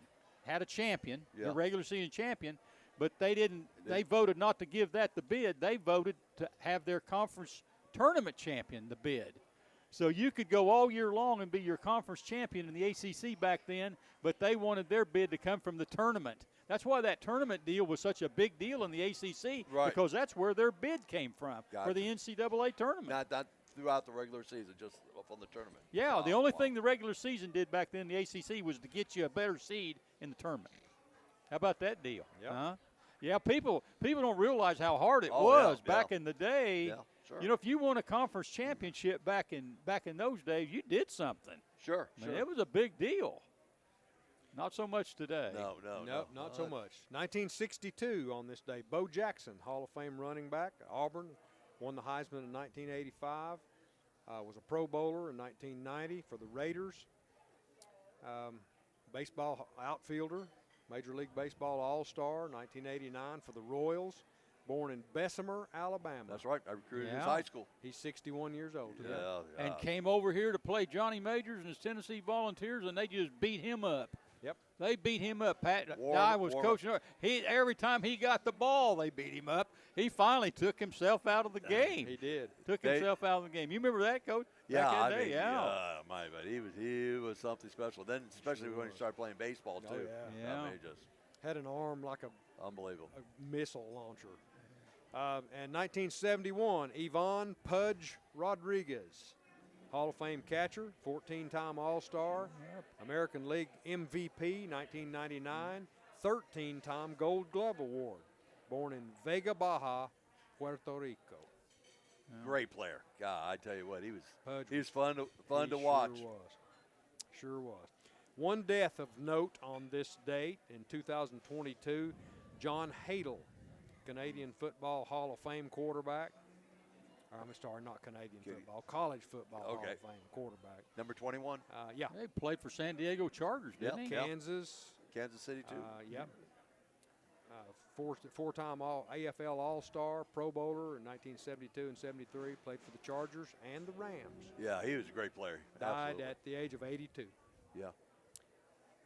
Well, that's going to be all for this week's Sports Headlines, brought to you, as always, by Fast Signs. I'm Donnie Moore. Back to you, Gunner. Very good. Yeah. Coach Tony, let's talk about this college football playoff rankings that came out last week. Oregon, number 1, Ohio State 2, Texas 3, Penn State 4. Didn't have any changes there. Notre Dame jumped up to 5, Miami 6, Georgia 7, Tennessee jumped about 3 spots to 8, SMU at 9, Indiana at 10, Boise State at 11, Clemson at 12, but Clemson's out because of the way the deal's set up right now. How's Clemson out? Well, you got the Big 12 champion that's going to go in there, and then you got the other 5, that they make a pick from, which would be your Boise State and so forth. So your 12th place team, they're looking out. They're out looking in. That's right. Right now, but that could change.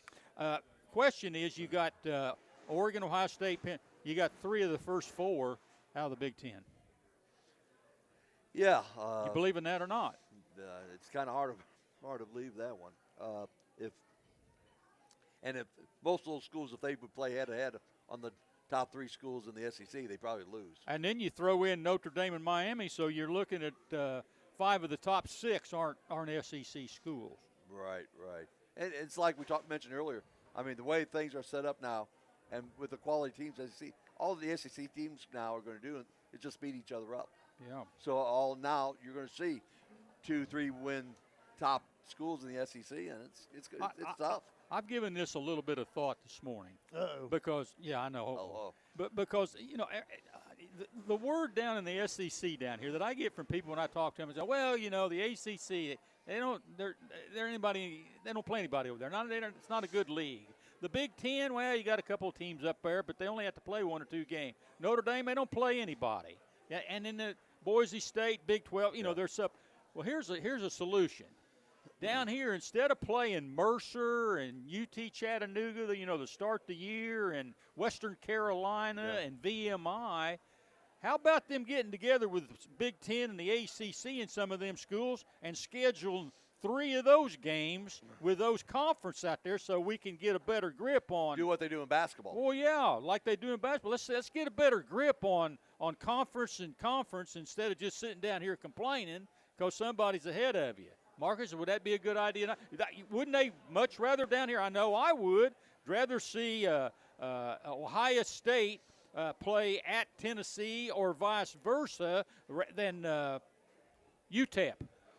Well, they've got the and that way we can solve this argument and put it to rest. You've got that requirement where in the SEC and the Big 10, you are required to play one other team from Power 5 in addition to your conference schedule, or Power 4 in difference to your conference schedule. So that's why Tennessee was playing NC State. That's why you had Texas, Michigan. That was why you had some of these that are set up. But what we've never seen this year that I have not seen anybody formulate up as to how those conferences stacked up in those games. Like, how did their teams do in that required mandatory Power 5 game that they had? The SEC is only going to play 8 conference games. They won't go to 9. The Big 10 goes to 9. They got 9.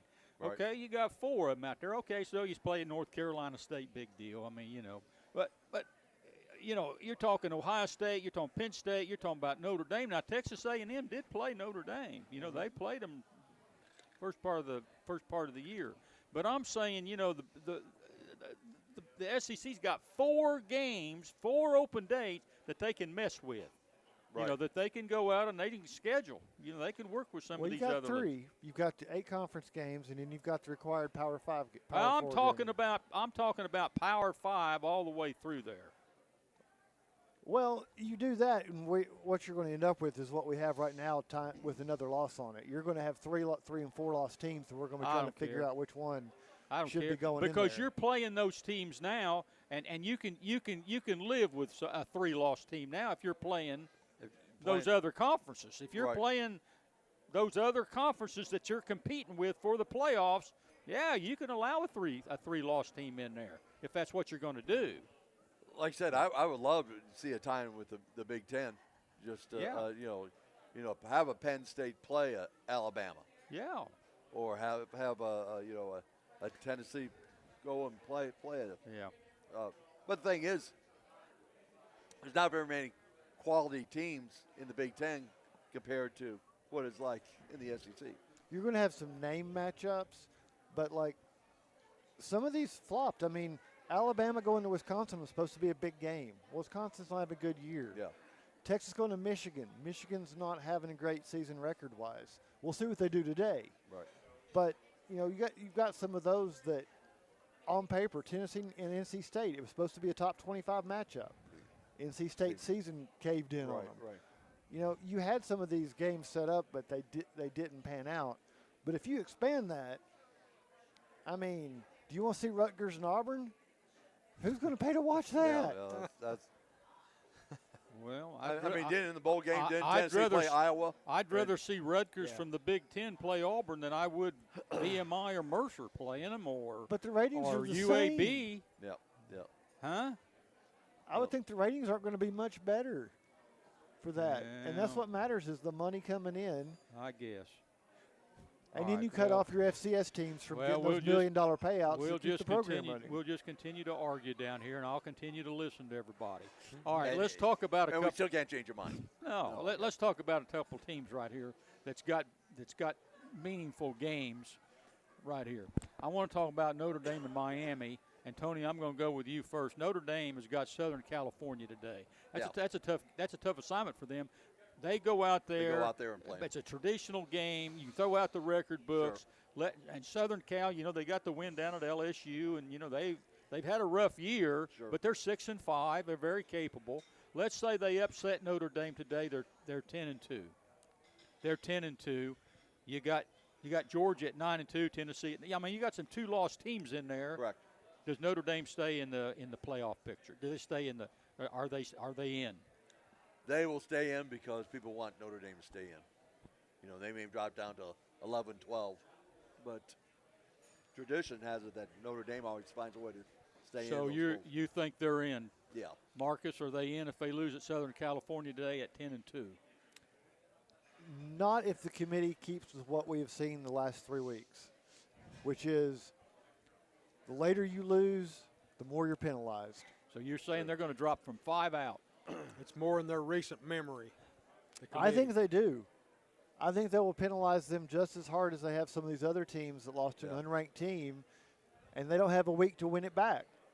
Yeah, I still think they would still keep. I didn't say they didn't merit still being included. I'm just saying what we've seen from the committee is, what have you done for me this week? Yeah. Which is not incorporated a body of work or strength of schedule. Yeah. Well, we'll see. Let's talk about Miami. Now, they got Syracuse today. Hey, they got a pretty tough assignment up there. They got to go up there, and if they lose, then Clemson, they go to the ACC championship game against SMU. Provided Clemson wins. But let's say Miami stumbles up there today, Tony, and they become 10-2. You're going to take Notre Dame and Miami and say you're gone. You're out? Oh, Miami's been playing overall pretty good football. Yeah, well, they got that quarterback, too, and you're talking about, they got that good quarterback everybody likes to see. I don't know. You know what? If that happens, then you're looking at 2 teams from the ACC. Right. Which right now a lot of people are thinking, well, they only deserve 1 team.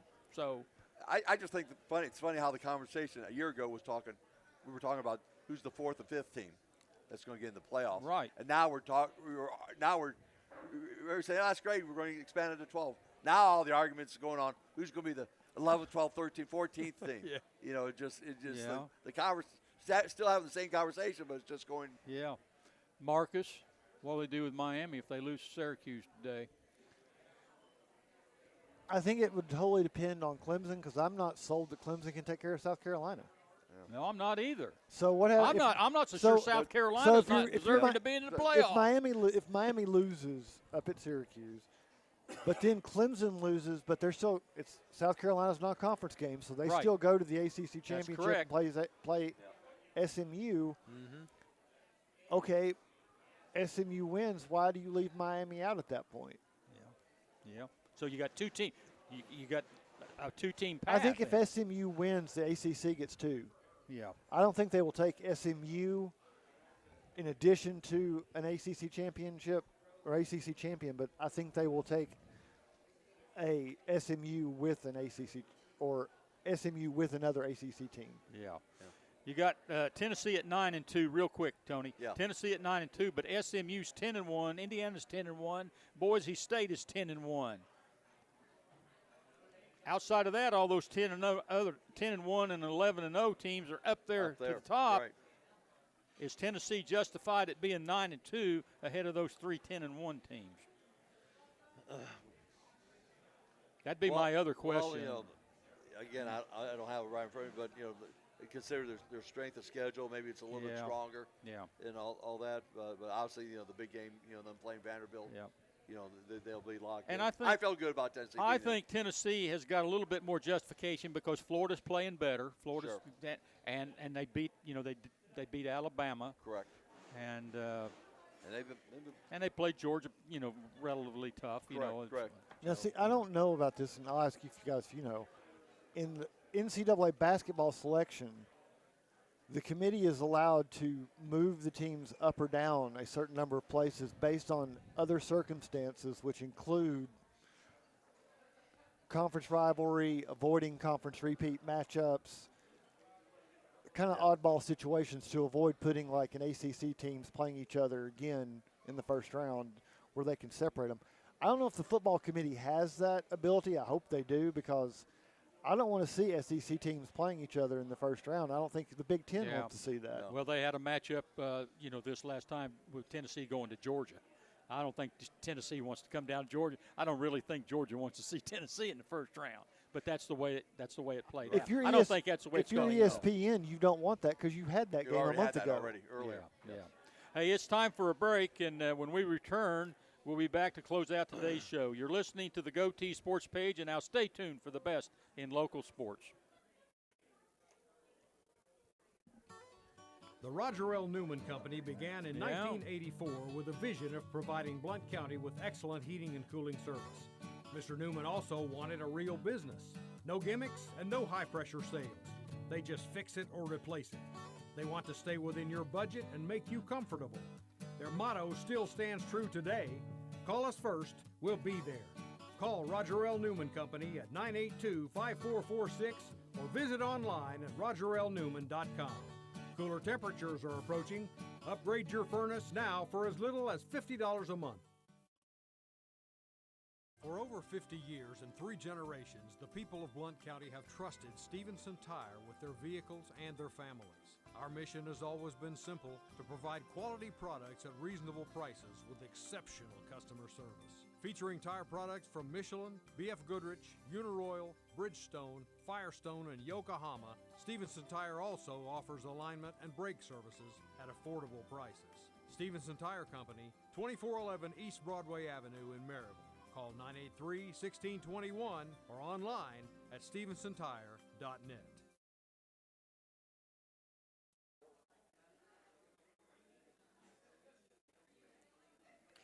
Welcome back to the GoTeez Sports page. This is Mike Edwards, and I'm here with Tony Iruli, assistant football coach at Carson Newman College, Marcus Fitzsimmons, and Donnie Moore. Tony, we got some South Carolina, Clemson, Notre Dame, Southern Cal, Miami, Syracuse, Texas, Texas A&M, Ohio State, Michigan. All of those games can have an effect. Sure. And also, you got to throw in Arizona State. And Arizona and Kansas State, Iowa State. I mean, there's some stuff. The Big 12's all, kind of upheaval. Are we going to see the same kind of weekend as we saw last weekend as far as these games? I don't think there'll be some upsets along the way in that, but I don't think it's going to be as drastic as it was last week. Last week was just you're talking about 8 or 9 different type of games that had the outcome was not what people expected, but it's going to be good games, sir. If you're the Big 12 commissioner, you're hoping for something to happen. Sure, absolutely. Because right now the tiebreakers try to figure out a 6-way tie for 2 conference playoff game, 2 conference. So out the conference championship game where it's ridiculous. Marcus, we're going to know a little bit more next Tuesday when they come out with the CFP rankings. Notre Dame will be done. Notre Dame will be done for the most part, and we're going to be. You don't think Notre Dame's going to be in? No, I'm saying that they don't have any more games because they don't play a conference championship. I gotcha. So now we're going to be down to conference. We're going to be down to conference championships, and we're going to be sitting here talking about. Well, how much is this going to count? Sure. Georgia's got 2 losses. If they happen to lose again, it'll be their 3rd loss. Are they going to be out? I mean, that's what we're going to be looking at next week. Yeah, sure. Compared to what we're doing right now. And I guess, Marcus, my question, to get a little ahead of myself, is how much should those conference championship games weigh? Well, it's the bugaboo that I've been worried about since this was announced. We don't know. There is no guidance. So theoretically, they should only affect your seeding, because if you make that conference championship game, you should be in. Those 2 teams should be in, but that's not going to be the case, and we're going to see teams that are left out because they lost their conference championship game. Yeah, or the weight that particular conference holds, so to speak. I think most people think the Big 12 is only going to get 1 team in there. Right. And the ACC for a long time was 1 team, but now, Tony, it looks like 2. It looks like 2, and the Big 10's 4. And you got an Indiana right now that's playing Purdue, and Indiana's a 29-point favorite today, and they're sitting at the 10 slot in the playoffs. Right. I'm saying they're in. I would think so. And they're not going to be in a conference championship game, but we're going to see. It's going to be another big day, another interesting day, and we'll see how it all plays out. And Donnie Moore, we've done all the damage we can do here this morning, so blow that whistle. Hey, that'll do it for today's edition of the GoTeez Sports Page. Thanks to Aaron Ishmael back at Loud Media, our host, the Bluetick Tavern, and all our sponsors. For Donnie Moore and Marcus Fitzsimmons, along with Tony Iruli. Until next Saturday, this is Mike Edwards, the Greenfield Gunner, wishing everyone good sports. And that's the final